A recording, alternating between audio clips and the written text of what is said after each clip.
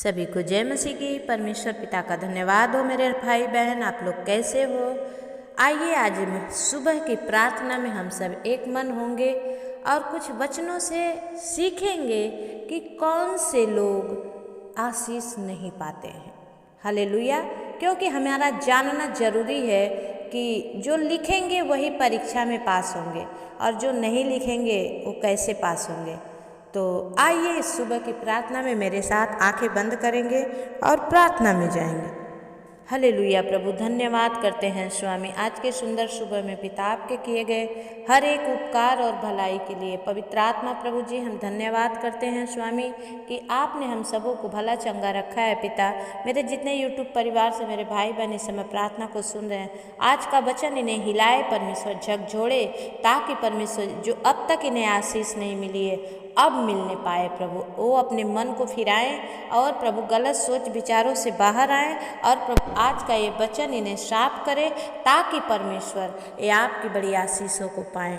राजा, मैं धन्यवाद करती हूँ, एक एक से आप बातचीत कीजिए। बोलने वाली मैं हूँ परमेश्वर, लेकिन खड़ा होने वाली मैं हूँ, लेकिन बोलने वाले अंदर से आप हो प्रभु, और आप इन बच्चों से बातचीत कीजिए। राजा हे प्रभु, मैं आपके चरणों में अपने आत्मा प्राण शरीर को सौंप रही हूँ और जितने सुन रहे हैं पिता, उनके सोच विचारों पर आप कब्जा कीजिए।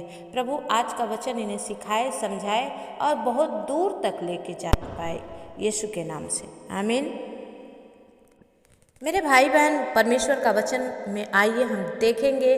आज का जो मैंने पोस्टर लगाया है वो है कि कौन लोग आशीष नहीं पाते हैं, किन लोगों को आशीष नहीं मिलती है। तो जानना जरूरी है, लेकिन अगर ऐसे हैं तो ये वचन सुनेंगे तो आज से आप चेंज होंगे और आपकी आशीष मिलेगी। आपको अगर बताया नहीं जाएगा सच्चाई तो आपको आशीष नहीं मिलेगी।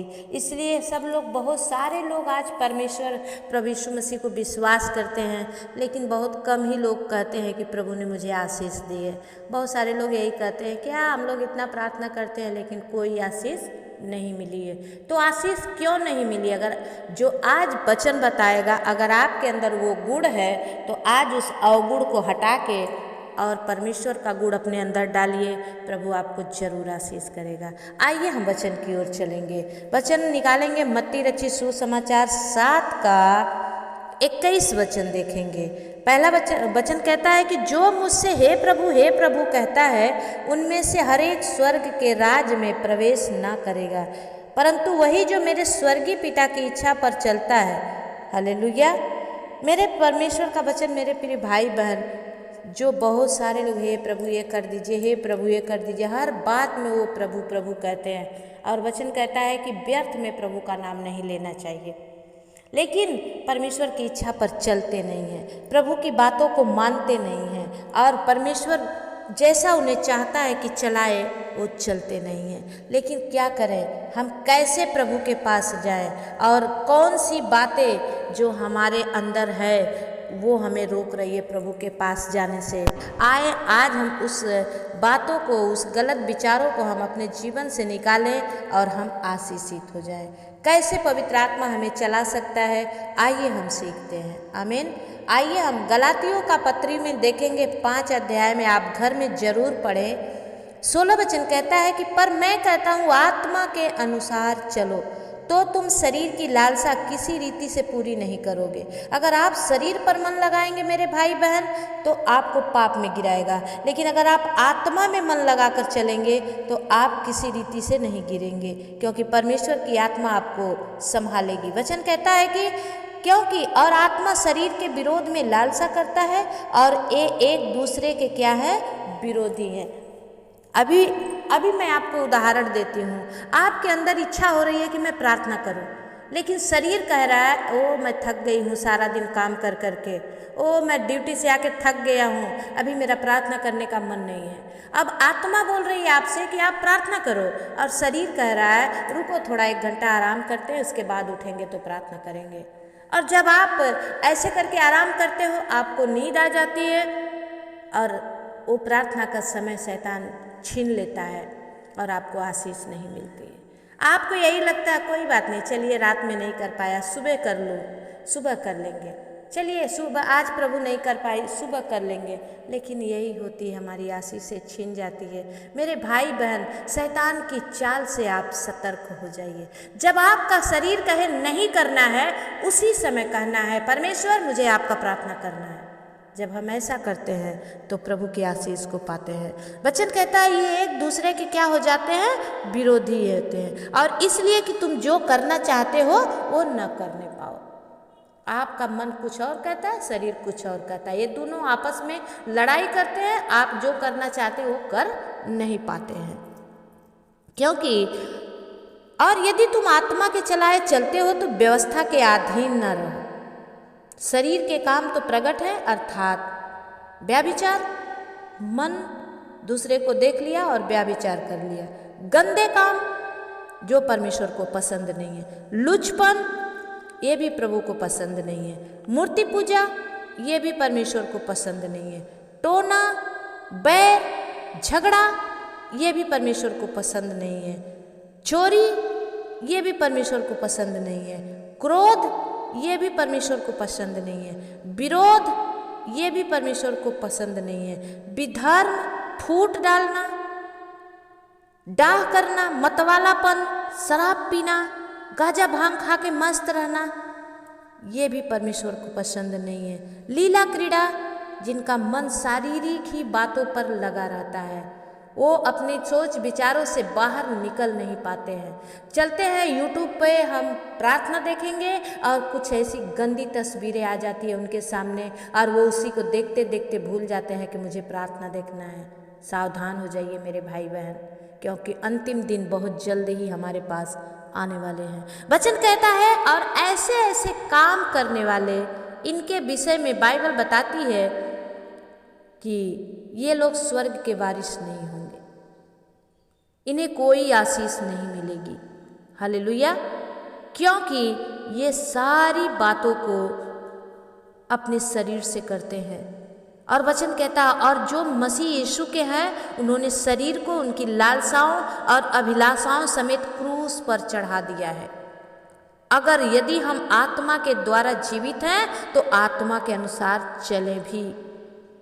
हम घमंडी होकर ना एक दूसरे को छेड़े और ना एक दूसरे से डाह करें, बल्कि एक दूसरे की क्या करें, सहायता करें। जो कमज़ोर हैं उनको भार देकर उठाएं। जब हम ऐसा करते हैं मेरे भाई बहन, हम तब आशीष पाते हैं। लेकिन ऐसे लोग कभी भी आशीष के वारिस नहीं होंगे। हालेलुया। वचन का कहने वाला कहता है कि पर यह स्मरण रखो, 2 तीमुथियुस 3 अध्याय में, कि कठिन समय आएंगे। कोई मनुष्य स्वार्थी, कोई लोभी, कोई डींगमार, अभिमानी, निंदक, माता पिता की आज्ञा टालने वाले, कृतज्ञ, अपवित्र, दया रहित, क्षमा रहित, दोष लगाने वाले, असंयमी, दया रहित, और परमेश्वर कहता है कठोर, भले के बैरी, विश्वासघाती, ढीठ, घमंडी और परमेश्वर के नहीं वरन सुख विलास के ही चाहने वाले होंगे। और ये लोग वे भक्ति का भेष तो धरेंगे पर उसकी शक्ति को न मानेंगे। और वचन कहता है ऐसों से परे रहना। आपको ऐसे लोगों से दूर रहना है मेरे भाई बहन, जिनके अंदर आप इन विचारों को पाते हैं। हालेलुया। और तब आपको परमेश्वर आशीष करेगा। लेकिन ऐसी बात, आज का शीर्षक है कि किन लोगों को परमेश्वर की आशीष नहीं मिलती, इसलिए मैं वचन दिखाकर आप लोग को बता रही हूँ। अपने से मैं बताऊँ आप उतना विश्वास नहीं करेंगे, लेकिन ऐसे ऐसे लोग जो माता पिता की आज्ञा नहीं मानते, कृतज्ञ हैं, अपवित्र हैं, गंदगी उनके अंदर भरी हुई है, दया रहित हैं, क्षमा नहीं करते किसी को, दोष लगाने वाले, कोई कुछ कर दिया तो दोष लगाते हैं, असंयमी, कुछ भी संयम नहीं है, तुरंत हमें पाना है, कठोर, कितना बाबू मान जाइए, भैया मान जाइए, आंटी मान जाइए, लेकिन नहीं मानेंगे, कठोर। परमेश्वर कहता है ऐसे लोग अपनी ही सुख विलास, दुनिया जाए भाड़ में, हम अपनी ही सुख विलास, ऐसे लोग कभी भी स्वर्ग के वारिस नहीं होंगे। मेरे भाई बहन, ऐसे लोग कभी भी ना सोचे कि परमेश्वर उन्हें आशीष देगा। लेकिन अगर आशीष पाना है, हमें परमेश्वर की ओर जाना है। हालेलुया। आशीष पाना है तो हमें प्रभु के उपस्थिति में जाना है। और जब हम ऐसे परमेश्वर की उपस्थिति में जाएंगे मेरे भाई बहन, तो हमारे अंदर कौन कौन सा फल लगना चाहिए, ये मैं किसी और दिन आप लोग को जरूर बताऊंगी। परमेश्वर हमें वो देगा, वो आत्मा का नौ वरदान, वो आत्मा का नौ फल परमेश्वर देगा। लेकिन आज इन वचनों से आप सीख लीजिए, समझ लीजिए और परमेश्वर की इच्छा के अनुसार चलिए। ना आप में डाह हो, ना आप में व्यभिचार हो, ना गंदे काम हो, ना लुचपन हो, ना मूर्ति पूजा, ना टोना हो, ना बैर हो, ना झगड़ा हो, ना ईर्ष्या हो, ना क्रोध हो। अगर आपके अंदर आज ऐसा कुछ है तो प्रभु ने आपसे बात किया है, आप उसे बाहर निकालें और आशीषित हो। आप अगर ऐसे में फंसे रहेंगे, आपकी आशीष कभी नहीं मिलेगी। आइए इस वचन के अनुसार हम प्रार्थना में जाएंगे।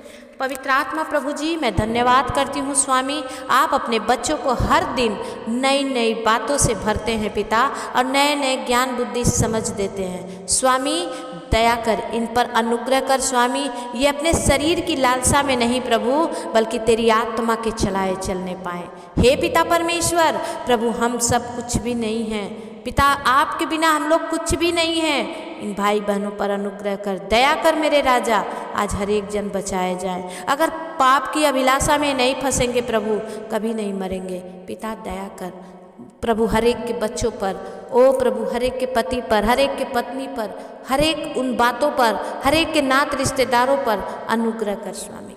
दया कर मेरे स्वामी। इन वचन से जब आपने बातचीत किया है प्रभु, आज का ये वचन जिनसे भी बात किया हो, आप जरूर कमेंट करके बताएं कि आप ऐसे थे लेकिन अब बदल रहे हैं। मैं आप सबके लिए प्रार्थना करूंगी। हालेलुया। कमेंट के अनुसार मैं फिर से आप लोग के लिए ऑडियो अपलोड करके डालूंगी। आप लोग जरूर से, अगर जो प्रभु कहता है अपने अपराधों को मान लेता है, हाँ सिस्टर मैं ऐसा था, ऐसा पहले थी सिस्टर, अब मैं बदल रही हूँ, मैं आप लोगों के लिए प्रार्थना करूँगी। परमेश्वर पिता इस सच का सामना करने में मेरे इन भाई बहनों को शक्ति दे, बुद्धि दे, ज्ञान दे, समझ दे। आज की सुबह प्रभु ये आपका वचन इन्हें हिलाए, झकझोड़े और प्रभु ये बड़े आशीषों को पाएं। आज से इन्हें की हर एक बुरी आदतें, हर एक गंदी आदतें इनके जीवन से निकल जाए। परमेश्वर पिता ये आपके आशीषों को पाने वाले लोग हों। दया कर मेरे स्वामी। मैं धन्यवाद करती हूँ, जो प्रभु आपकी दया में रहेंगे, ना बीमारी, ना गरीबी, ना श्राप, ना कोई परेशानी होगी, सिर्फ जीवन, अनंत जीवन के वारिस होंगे। परमेश्वर पिता दया कर। मैं धन्यवाद करती हूँ राजा, आपने कर दिया, मैं विश्वास करती हूँ। हर एक पर अनुग्रह कर और हर एक प्रभु पाप की कटनी ना काटे, बल्कि तेरी आत्मा के चलाए चलने से प्रभु वो बड़ी आशीष की कटनी को काटने पाए, देखने पाए। यीशु के नाम से हम प्रार्थना मांगते हैं, दया से सुनिए, उसे पूरा करिए। आमीन।